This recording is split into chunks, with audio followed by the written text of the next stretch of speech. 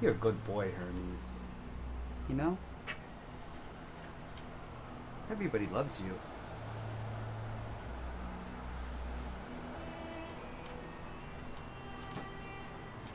So it looks like I was off a day on the high. I mean, pretty close. We came close to it on the 14th, but looks like that price level was created there on the 13th. Be mindful, guys. The high here is a unicursal, right? We had the high early in the day. Unicursal, there was that poke higher, kind of like a prudence card, you know, like fake out, followed by a decline through multiple supports. We had this love energy right here in the middle of the day, kind of like a prominent high peak here, followed by lows. We should have a low at the very end of the day, or with a gap down.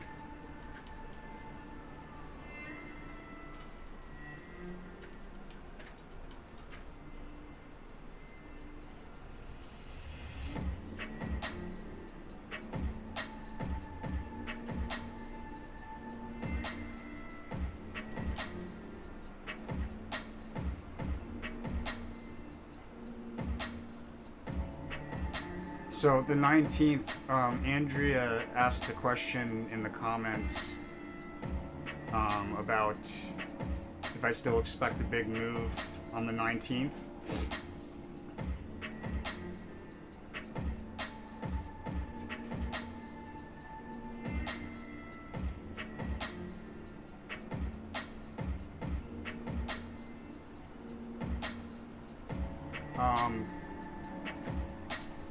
It looks like we have a gap up on the 19th, so over the weekend gap up. Let me cross that with the monthly here.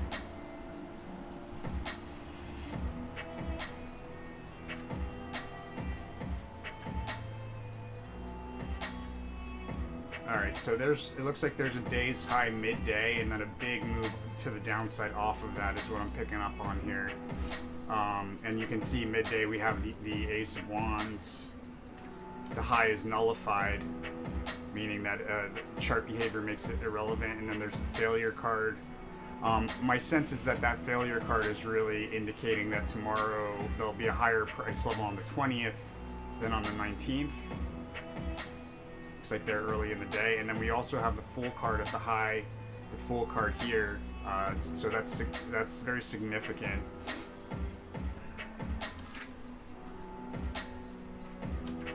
Matter of fact, I don't think that there's a higher price level here. It's that the decline continues off of the high here.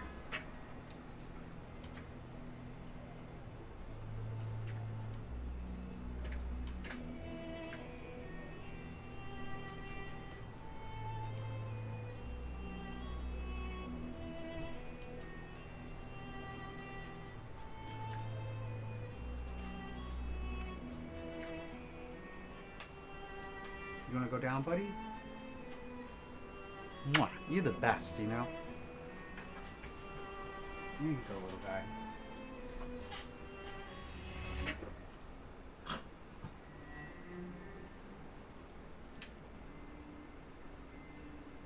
Yeah, see, there's a trade there.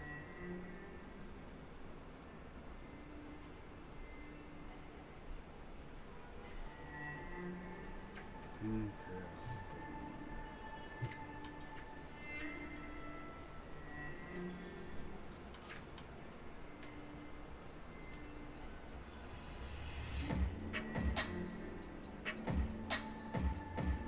So here we go into the low. So, we also have the full card here. Interesting. It's not really a price level card per se.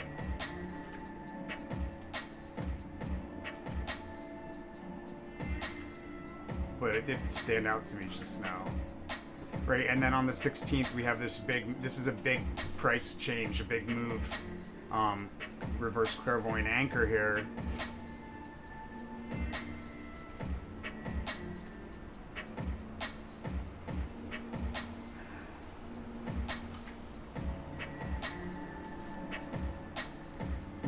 in the post market we break down through, or around the close or in the post market we break down through support level that we recently broke down through. So very strong indication will be lower by the close than where we are now, and then also gap down into the 16th, big move higher out of a low.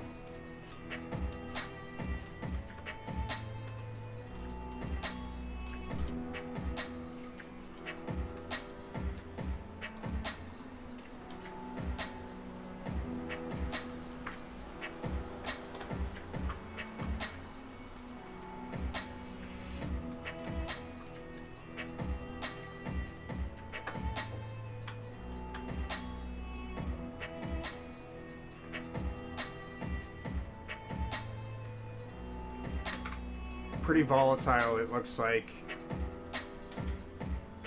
and it's tricky. So Andrea, it's tricky. The 19th is like, on the 1 month we have a high correlator. On the 1 day there's a strong indication of a low for the month. So there's kind of some conflicting energies here. And then you also have these two cards back to back, and these are conflicting energies. They're like the Ace of Cups and the Ace of Wands.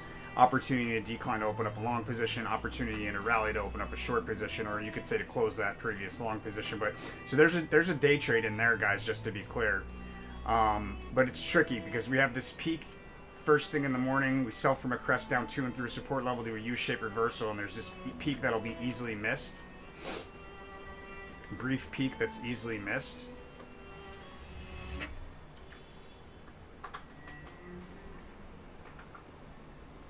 Which can, in a lot of cases, be a high. So can the Ace of Wands. So it's kind of hard to say exactly, but my sense is that there's a big move midday to the upside. That's an opportunity to open up a short position.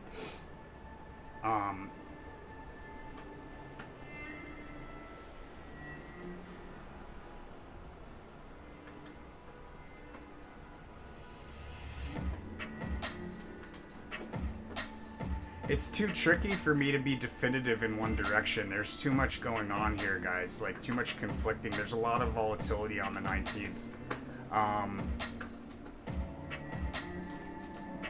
See, on the 1 month, it's a decline that increases with momentum. On the 1 day, it's a rally that increases with momentum. Very rarely do I get this much conflicting energy in one kind of like day. There's also a trade, like a pretty strong trade correlation here between the 19th and the 13th. Let me take a look.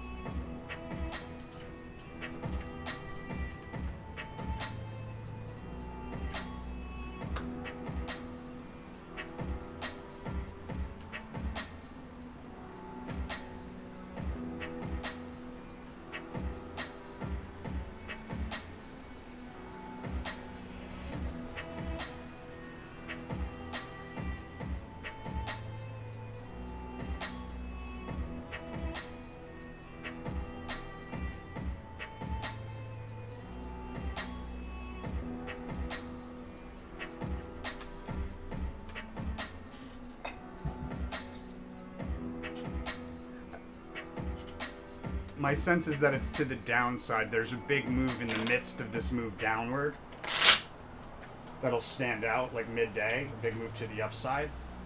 So it'd be like a down day with a big move to the upside midday. Am I right about that? No, I'm not right about that. Interesting. Okay, so do we see a lowest low price level on the 19th for the S&P? Yes.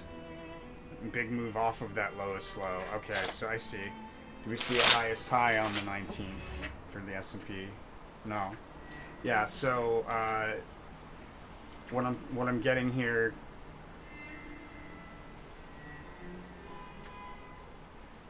Overall direction for the 19th.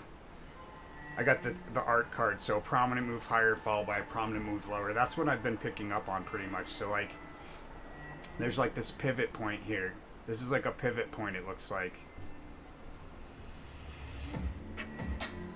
Interesting, the double star here in a lot of cases also indicates, I mean the double X's in a lot of cases indicate a lowest low. It's interesting that it's kind of like at the right corner of the trade indicator, and then towards the end of the day here, that would indicate end of day timing, and then towards the end of the day here we have the other X.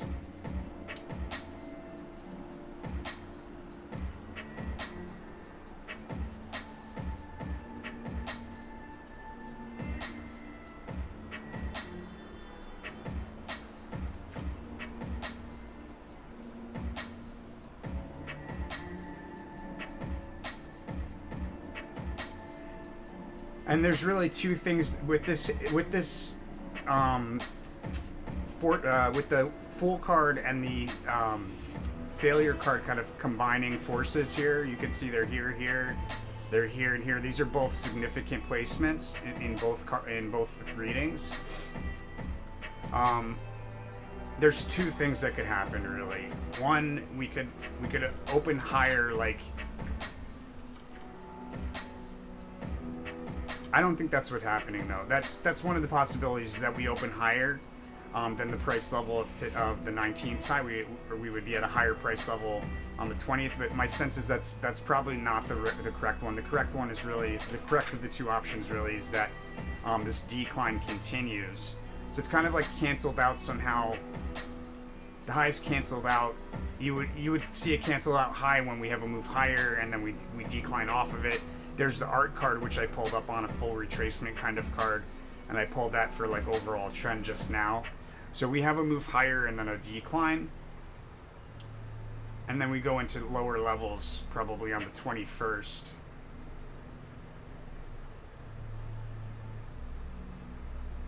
Decline probably continues into there's that full card again. Could easily be a decline that continues. That's my sense. Yeah, it's a decline that continues. I don't know why I keep losing the chat window here. It keeps going away. Sorry, guys. Full card? Oh, I said full card, like F-O-O-L. Not full, F-U-L-L. F-O-O-L. The full card.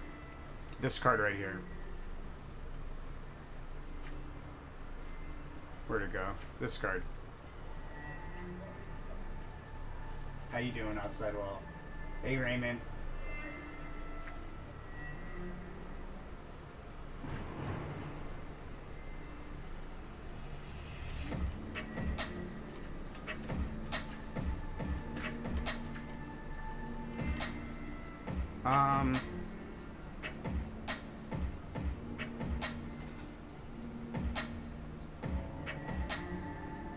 Is there a good trade that could be placed and closed tomorrow?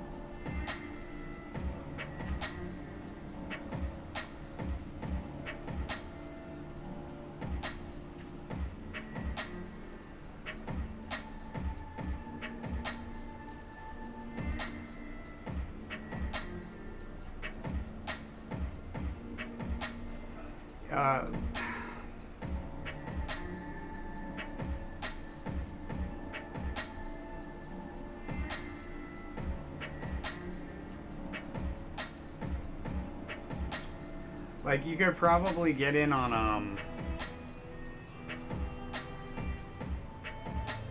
could probably get back in on the short side. You might want to just get back into the trade that you got scared out of.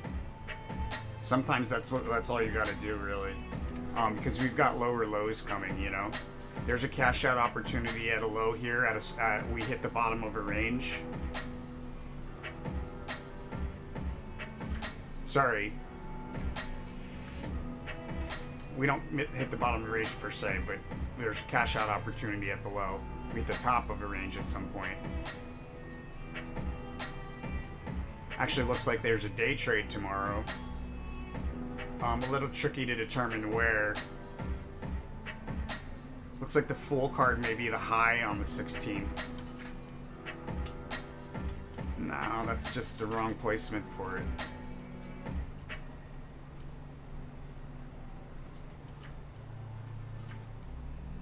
Yeah, no, I don't think that's the high. We have a pretty strong decline tomorrow, it looks like. And there's that gap up on the over the weekend.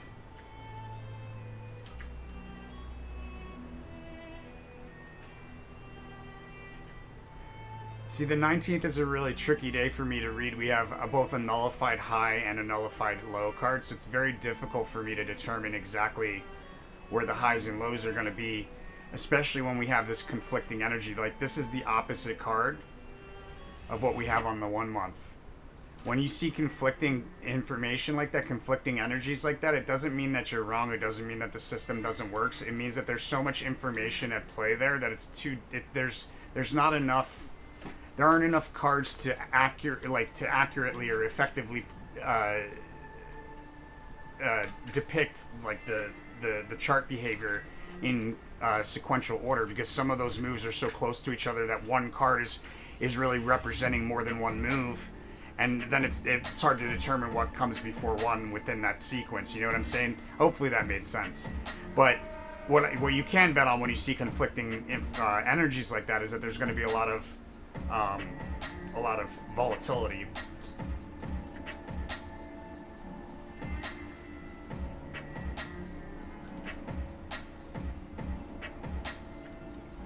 I mean, my sense is that there's a lower low.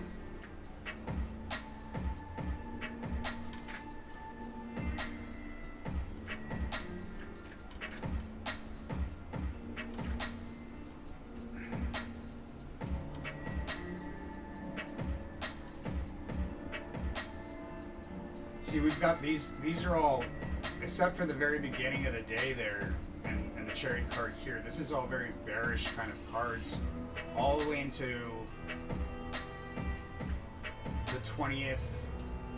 Then we have the double X here on the 22nd, or all the way into the 21st, I should say, and then we have a double X on the 22nd. Interesting. I would just hold the. I would get back into those puts and I'd hold them until the 21st. That's what I would do.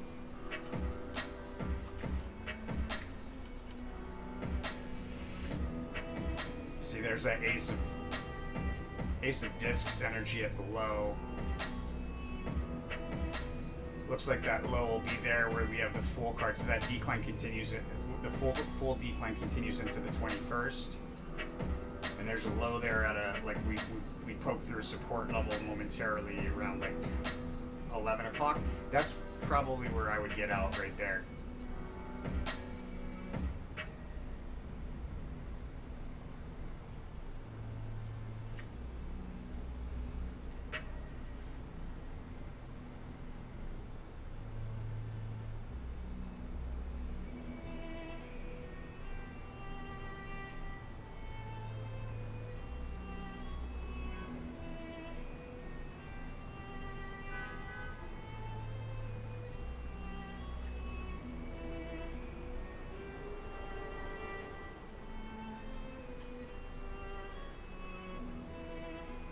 But if you're looking to do something overnight, Raymond,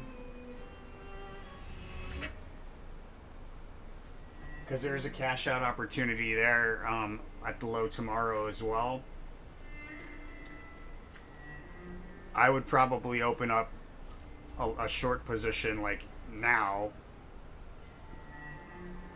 in the midst of this little bump higher and then hold it. Could sell it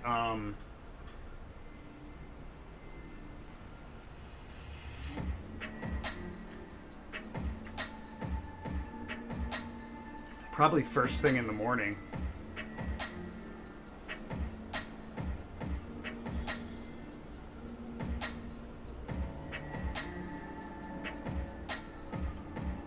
You could sell it first thing in the morning, or you could just hold it to the 21st.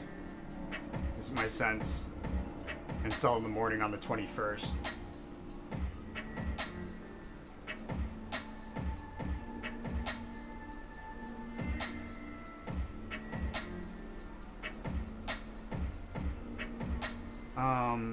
Hey, Philip.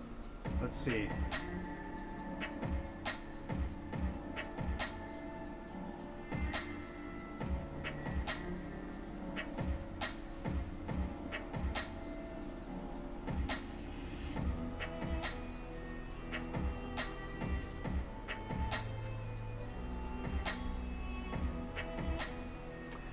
I mean,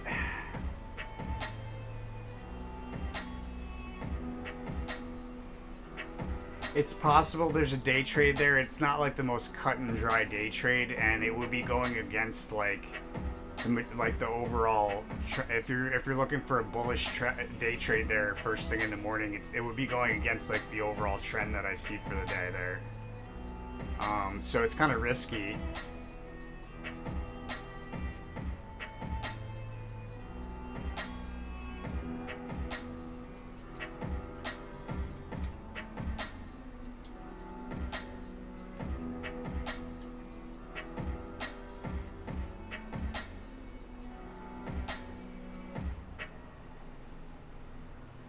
We most likely have the day's low here midday or first thing in the morning. There's another trough or low here at the end of the day, but the thing is that the theme card energy and the low card energy, they correlate to each other, and you find both correlations in these two lows. You don't find the theme correlation here in the third one, indicating to me that it's probably a higher trough.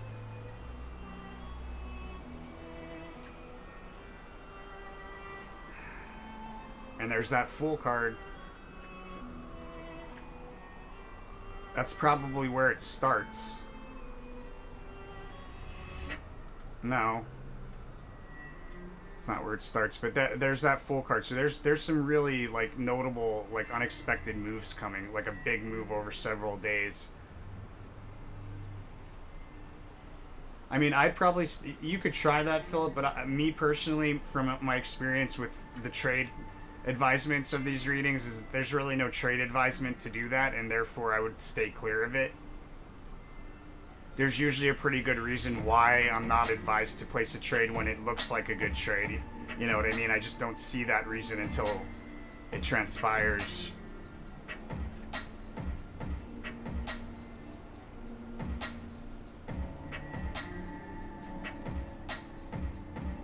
I mean, there is a day trade in there, though, because you have the trade at the high, you've got the trade at the low.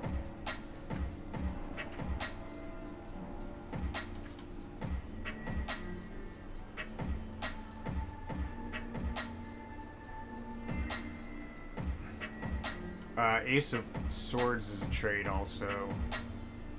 This Ruin is a trade.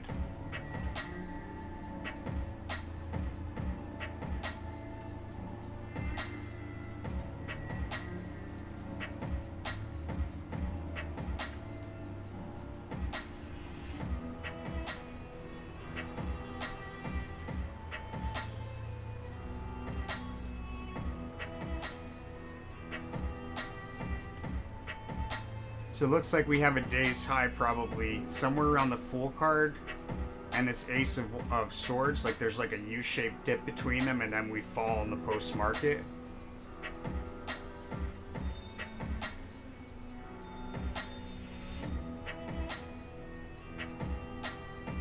It might be a fake out. I mean, it could be a quick fake out there. It's just, it's tricky. Sometimes you don't want to risk it because it's hard to determine how much time you have, you know.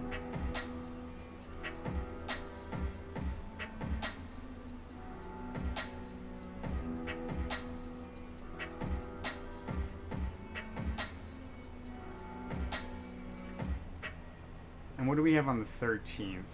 I want to look at that and see if I can extrapolate what that trade is talking about there. So here on the 13th, it was a high. It's got to be a low. That's got to be a low there. So early in the morning on the 19th,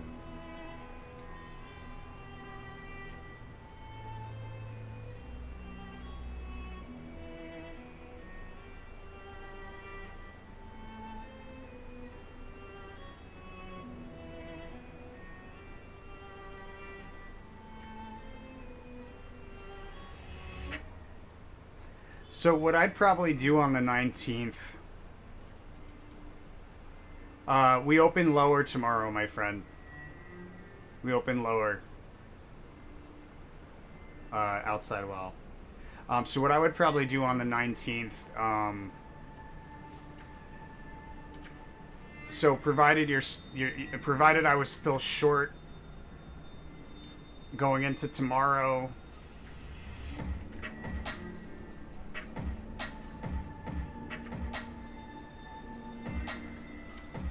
so the best trade to do, I think, is to hold short until the 21st and close out on the 21st. That'd be like the swing trade, but there's a lot of kind of like micro trades in between. So like you could close the puts tomorrow morning, probably open up. It would be risky to open up a long position, but then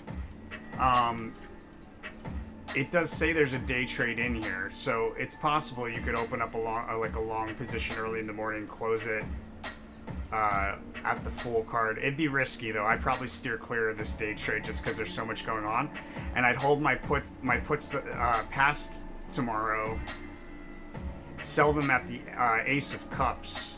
When we're in this decline, late morning decline, I'd sell them in the Ace of Cups energy, buy long calls, or buy calls there and sell those calls midday in the midst of the rally that comes out of that decline. And when I sell those calls, I'd probably buy puts again there. And those puts I would sell first thing in the morning on the 21st. Or you could like not try and be that nimble and just hold the long swing trade, which would be to hold the puts until the 21st and not do all that funny business in between on all those other days.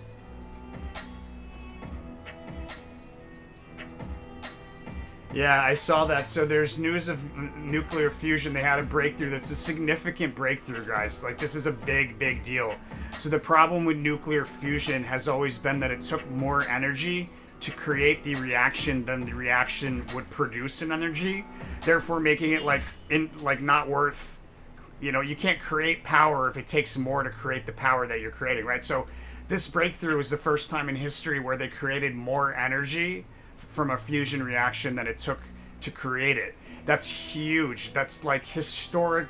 This will change everything. This is the beginning of clean energy, my friends. It is a huge advancement in our capabilities of space travel, time travel, believe it or not, which, my friends, does exist. It's infinity, which means at some point time travel exists. And here's the thing about time travel. If it exists at some point, it always exists. Like, it's just time. That's the nature, right? So, but I think what's really important is that it also has implications for the space race and the moon. Helium-3 is the element that's most likely, it's the most ideal element to utilize for nuclear fusion. It's also very scarce on Earth. However, on the moon, it's thought to be in quite abundance.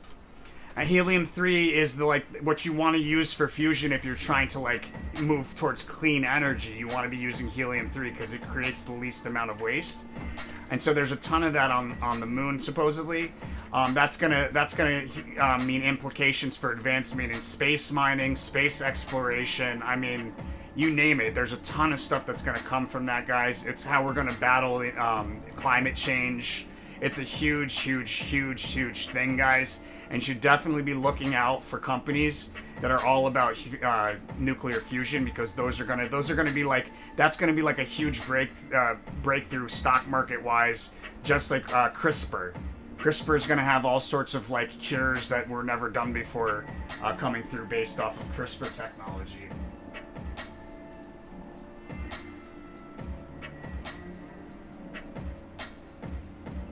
I think that's a smart move, Raymond. Solid play. So what you could do, Raymond, if you're worried about getting scared out again, where you're most likely, if you do get scared out, where you're most likely to do that,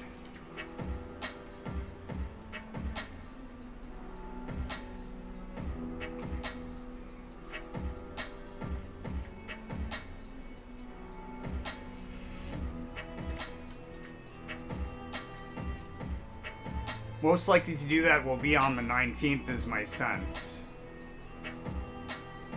I mean, there's also a cash out opportunity on the 20th. There's like so many opportunities to cash out over the 19th through the 21st there.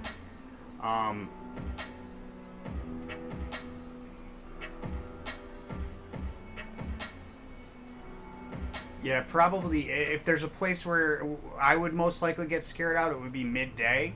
Here after there's like this bottom that's reached. It looks like a juicy opportunity to sell, and then you're like, oh man, I should have sold. I should have sold. There's this big move in the opposite direction. What was I thinking? I should have sold. I should have sold. Like that's the kind of thing that might happen midday here on the 19th. And a way to avoid that type of psychology would be to place a day trade in the midst of the decline here. Rather than selling the puts, open up a long position and close it very shortly thereafter in the midst of a rally, and that would help to deter any like fear type decision making processes. You have to think about those things ahead of time, my friends. It has to be part of your strategy, knowing yourself, where your limitations are. I talk about risk tolerance a lot, guys. Hopefully you have all heard me speaking of risk tolerance, because it's probably the most important principle to understand if you're going to make money trading stocks or basically trading anything, really. You need to understand risk tolerance. How much can you watch disappear? Like, how big of a loss can you watch happen without cashing in on that loss, without making it, like, solidifying it by closing at a loss? How far can you watch it go down? How much money can you invest without freaking out? Those type of questions are so important, because once you put fear into the equation, your decision-making process changes. Yeah, Lud Tiffy, for sure. For sure. Fusion. It's the guys, it is a huge. When I saw that, I got so excited. And then later that day was by no coincidence. I try not to watch a lot of like stuff that I see, but every now and again something on YouTube will catch my attention and I will watch it. And it just so happened out of nowhere, I found myself watching this video about helium-3 and the space race on the moon, and China's plan to have a base there within the next 10 years, maybe sooner. Helium-3 and then its implications for fusion. It was a total coincidence that both of those things appeared to me in the same day. Not at all. Not a coincidence at all.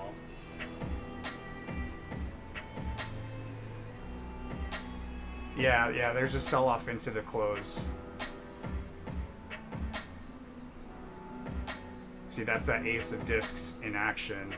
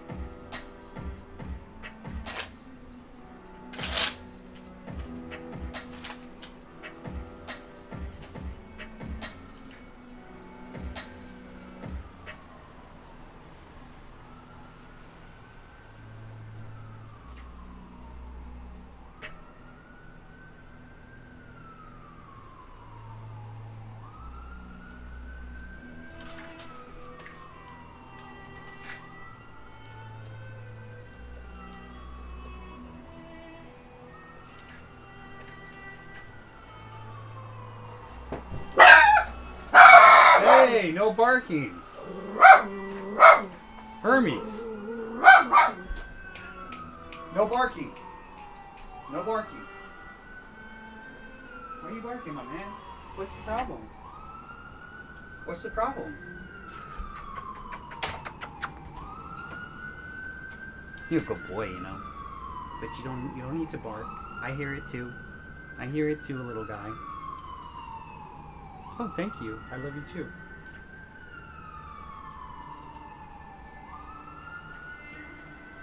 Who invented...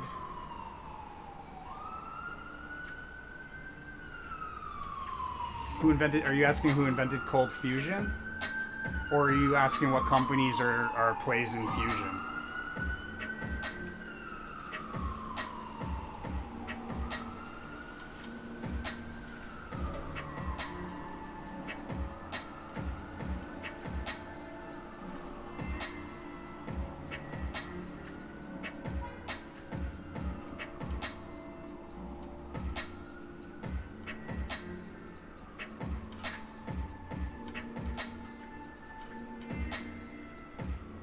Martin Fleischmann.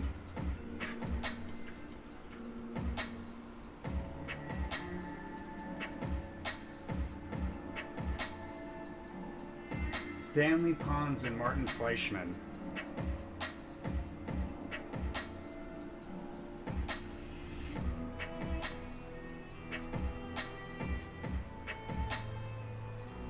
You guys gotta understand, it's like, oh, it's impossible. Scientists are so fucking smart. They can't figure out that nothing's impossible yet. Like how fucking brain dead do you have to be after going through like years and years and years of school where they force history lessons upon you and you still can't figure out that, like, it's all possible? Like, how many times have we thought something was impossible and then all of a sudden we figure out how to do it? Like, do you have to be a fucking rocket scientist to put that together, that's gonna keep happening? I don't think so. You just have to think. You know? So cold fusion, I'm like reading this, they're like, oh, it's impossible, it died. Like, it's not impossible, they just haven't figured it out. And they will. It's you know, necessity is the mother of invention, and we need some real inventions if we're gonna survive, guys. We basically have a bunch of imbeciles running our Earth for us, and they don't know jack from a hole in the wall. Sure, they definitely don't understand cause and effect, where the real cause comes from.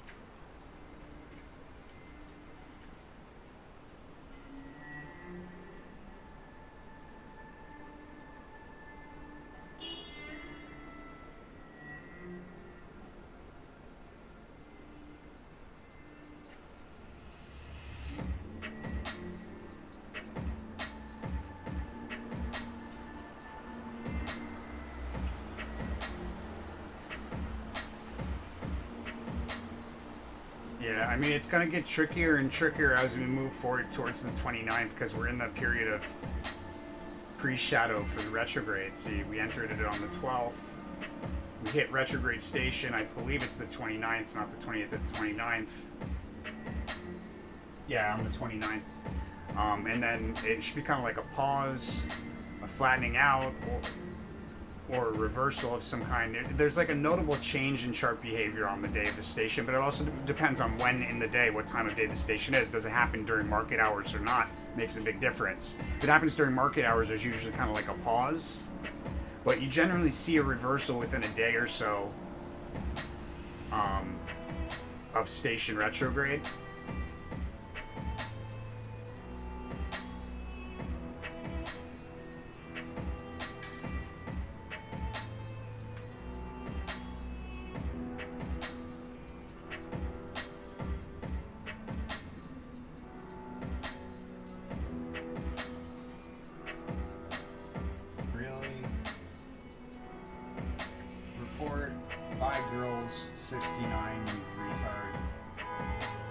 Challenged individual, I should say.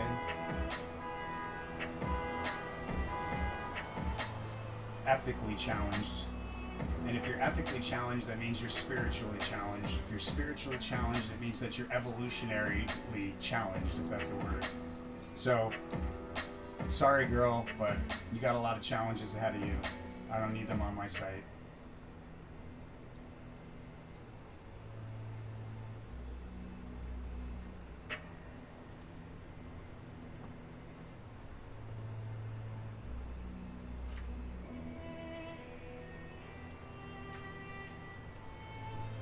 And that's 3 reports, just so you guys realize, because they gave me 3 posts. That's 3 reports. Bye-bye.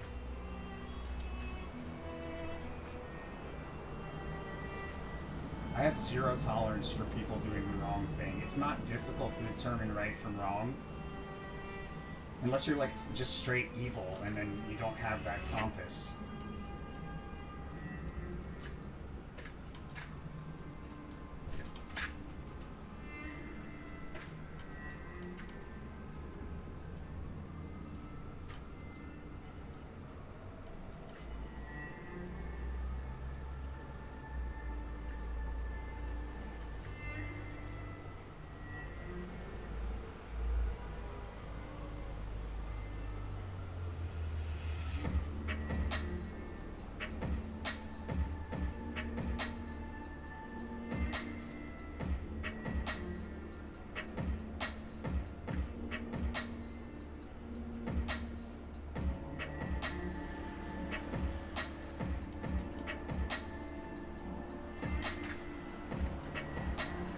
And I don't think it's going to be a big move up over the weekend either. I don't think it's going to be a big move up over the weekend. That's my sense.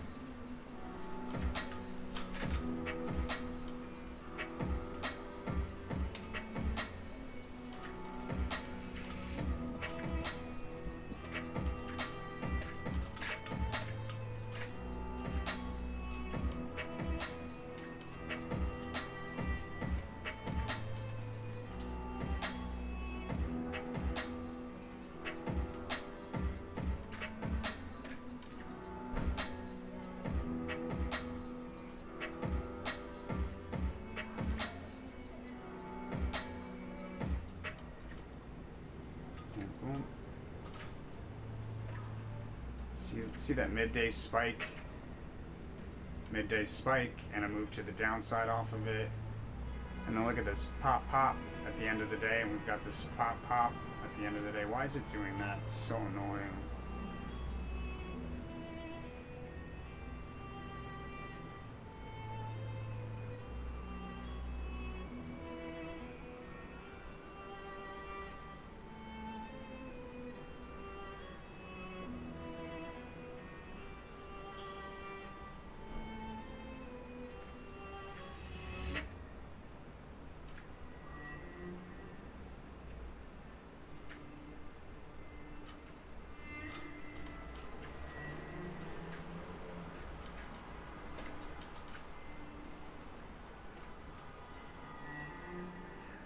Tesla's definitely a long-term hold, buy and hold. Tesla's a big deal, guys, but you shouldn't be buying Tesla thinking that you're buying an electric car company anymore, because that pure play, although it's still technically a pure play, it's not really a pure play anymore. And there's other electric car companies that are publicly traded now.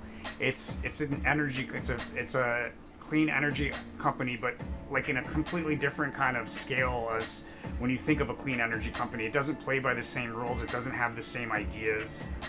Like, it's a future, guys. Tesla is a big deal, and this is from somebody who was holding Tesla at $20. I held Tesla at $20, held it all the way to $1,600, sold a little early, right before that split. And then I recommended getting back in. I didn't, because it was too steep for me.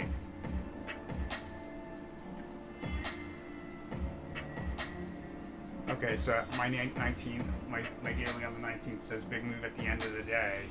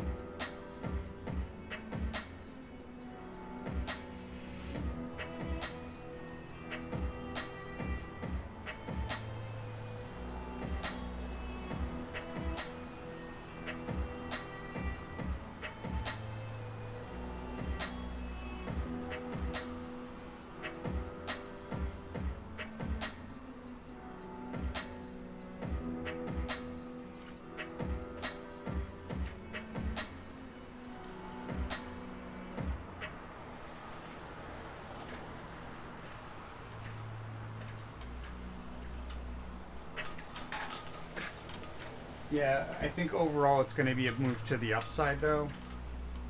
There's 19th is going to be really tricky, guys.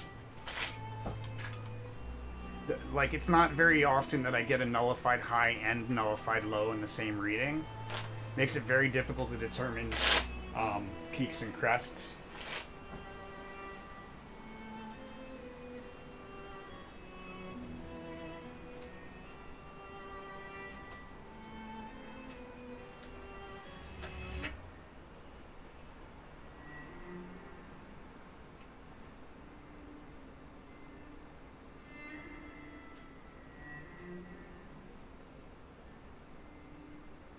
Trying to see if there's anything that gives away.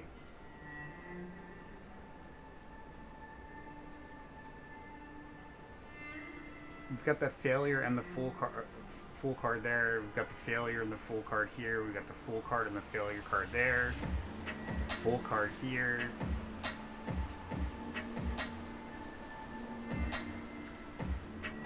Yeah, that's the end of a big decline there. And my sense is probably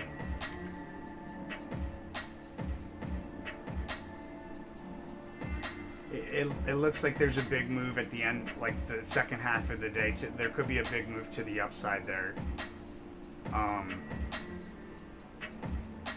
But it's nullified. It's canceled out by the following day's decline. And 3 crisscrosses confirming a bullish trend through the same price level, confirming a bullish trend near the low. Also nullified because the following day the bullish trend is made, it's deemed irrelevant, you know?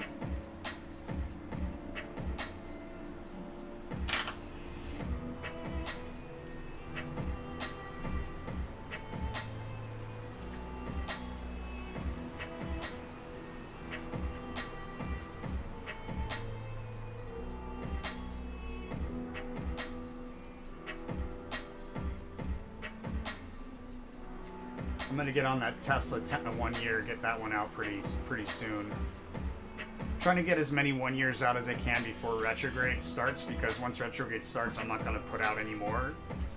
I don't want to do a 1 year during retrograde and then have this like reading to utilize the entire year that was done during a retrograde. So I'd rather just wait. But that means that I have until the 28th to put out as many 1 years as I can, and then I'm gonna have to wait till February to continue putting them out.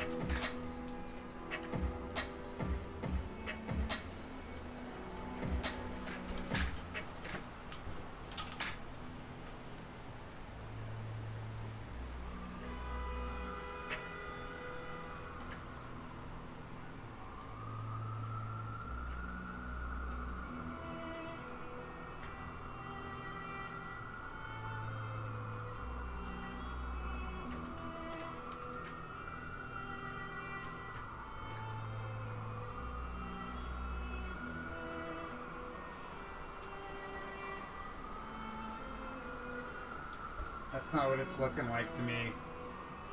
It looks like we open lower in the pre-market, and then there's a move higher out of that open lower, and there's a move higher in the pre-market, but we still have a low right around the open. So there's like a decline after that move higher in the pre-market. There's a decline to and through a support level, and we meet a second support level and we rotate sideways along that support level in like the first half hour.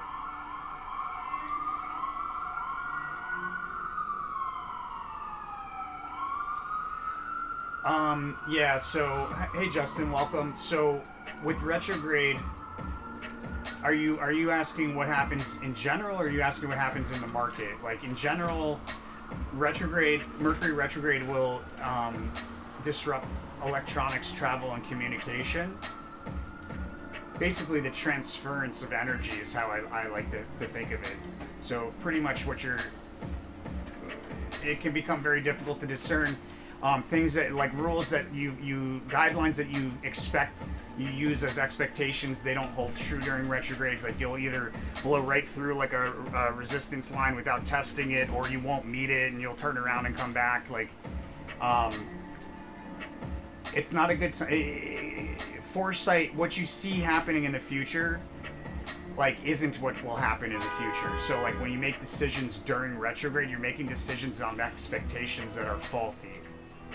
It's not a good time to sign things, make big purchases, start any new type of projects. It's a really good time to finish up and complete things that were already started prior to retrograde. To revisit things and like finish up planned things that were already planned. There's a lot of temptation to change plans that are already put into place when you hit retrograde, and it's really advised not to change those plans, even though it may seem like it. A lot of things will, like, you'll get car problems, you'll get electronic issues that will appear out of nowhere. People will they'll spend all retrograde like worrying about it, trying to fix it or whatnot, buying something new, and then at the end of retrograde, when it ends, whatever that issue was, it usually just disappears on its own. As far as the stock market is concerned, we get extreme volatility. Usually there's a bearish trend, not always, but most of the time. And what there is every single time is extreme volatility and quite a lot of reversals. So you can play volatility.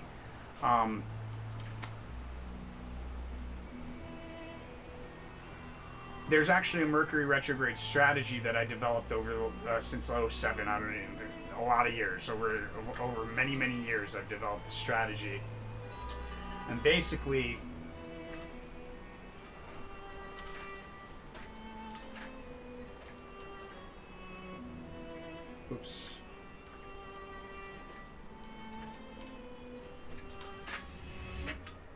what happens, the way it works is that what happens during the pre-shadow, which in this case of retrograde starts on the 12th, and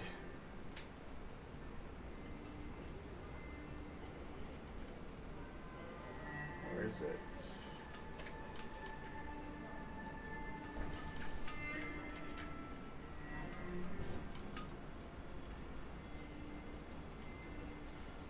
Yeah, it starts on the 12th. The shadow starts on the 12th, ends on the 29th. And then the body of Mercury retrograde starts on the 29th, ends on January 18th. And then that starts the post-shadow on the 18th, which goes until February 7th. And so here's the way the strategy works. Watch closely what happens within this period. You see how we had this reversal? We had this big move to a peak, and now we're declining in this post-shadow, right? So what happens, or pre-shadow, what happens in this period of time between these two vertical lines almost always follows it, like what happens between these two vertical lines will be very similar in chart pattern. Usually what you get in between this body and this body is like a reverse pattern of what transpires here. You'll get like the inverse of it, and then you'll come back and you'll do it again. So if you watch closely what happens in this first shadow, and you stay poised and still and just watch, when it comes time to enter into the market here on the 18th, you'll have a very strong indication or understanding of which direction the market can be expected to move throughout that period of time. It's super reliable, guys, but it's also extremely tricky because you're trading during retrograde. What did I say? Retrograde disrupts travel, electronics, and communication. If you ask me, all three are entwined in a stock market chart. This is travel. We're traveling across the chart. It's electronics. It's communicating price levels. There's a ton of things that can go wrong. I mean, so I don't trade during the body of retrograde. I'll trade here and I'll trade here, but I won't trade in the body of retrograde because that's where like power goes out. That's where like you press the wrong button and sell instead of buy. Almost every single time I've got caught and triggered a pattern day trading trader flag, and I have to wait 90 days before I can place a day trade again. That almost always happens because I make some silly error during a Mercury retrograde period. So I don't place those. I don't trade during retrograde. I've learned I'll make a bunch of money in this pre-shadow, and then I'll lose it all in the in the retrograde period. And then when in the first years that I started doing this, I wouldn't have enough by the time the post-shadow came back. I wouldn't have enough to come back from it because I would have lost it all in the retrograde. So I just stick that out. I make money here. I make money here. I stick out that period. That's my pause. I don't trade anymore because really it helps me to stay non-biased when doing these predictions for people. The only times that I do trade are during these second post shadows, and that's only if I've got all of my readings done ahead of time.